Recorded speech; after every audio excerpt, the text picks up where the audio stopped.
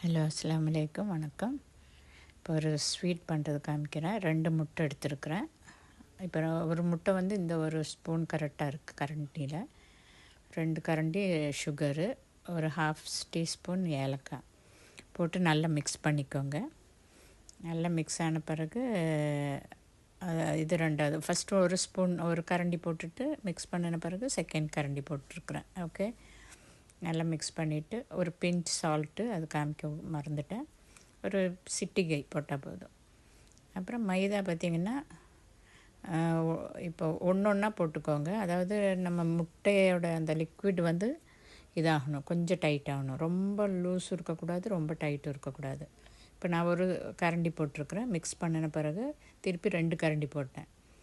2 கரண்டி போட்டு நல்லா மிக்ஸ் ஆனோடனே அது இப்படியே நம்ம எடுத்து இப்படி ஊற்றி பார்த்தோம்னா தெரியும் அந்த லிக்விட் எப்படி விழுகுதுன்னு. ரொம்ப டைட் இருக்கக்கூடாது, ரொம்ப லூஸுனாலும் அப்படியே டிசைன் வேறு மாதிரி போயிடும்.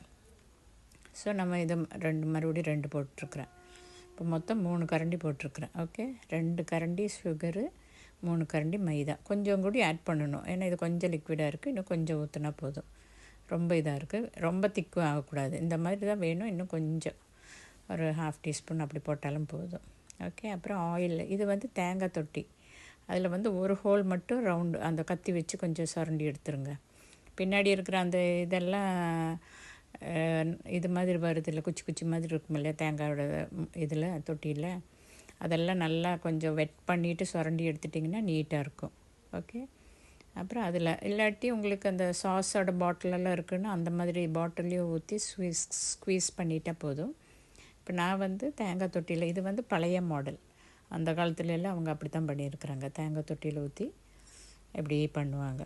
பண்ணிவிட்டு அது ஷேப்பு நம்ம முறுக்கு ஷேப்பில் அப்படியே புளிஞ்சு ஜிலேபியெல்லாம் புளியிறோம் இல்லையா, பார்த்தீங்கன்னா இப்படி கொஞ்சம் அப்படியே சுற்றிட்டுட்டு ஒன்றோட ஒன்று ஒட்டக்கூடாது. ஒட்டுச்சுன்னா டிசைன் இருக்காது. ஒட்டாமல் கரெக்டாக பார்த்தீங்களா இந்த மாதிரி எடுக்கணும். இப்படி எடுத்தால் தான் நல்லாயிருக்கும். கடைசியில் நடுவில் கொண்டு வந்து முடிச்சிடணும். அப்போ தான் அதோட ஜாயின் ஆகிட்டு நிற்கும். இல்லாட்டி அது அப்படியே தனியாக வந்துடும்.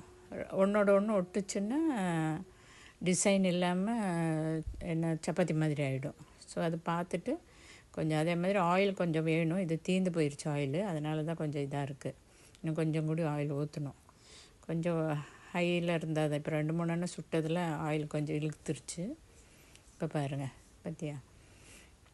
அப்புறம் இப்படி எடுத்துடலாம். இது நல்ல டேஸ்ட்டாகவும் இருக்குது, ஈஸி. பாருங்கள், இது இப்படி தான் இருக்கணும், கரெக்ட் ஃபார்ம். இது டிசைன் பார்த்திங்களா, இந்த மாதிரி ஊற்றிட்டு இது பண்ணிட்டிங்கன்னா போதும். குழந்தைகளுக்கெல்லாம் ஈவினிங் ஸ்நாக்ஸு இப்போ சாஃப்டாக இருக்கும். உள்ள பேக்கிங் பவுட்ரு, ஆப்பசோடா எதுவுமே போடல. ஒன்லி முட்டை, சர்க்கரை, ஏலக்காய் தூள். வேணும்னா கொஞ்சம் வெண்ணிலா எசன்ஸ் ஊற்றிக்கோங்க. உங்களுக்கு எசன்ஸ் டேஸ்ட் பிடிக்கும்னு அப்படி ஊற்றிக்கோங்க. ஓகே, தேங்க்யூ, பாய். ஒரு லைக் பட்டன் ஒன்று ப்ரெஸ் பண்ணி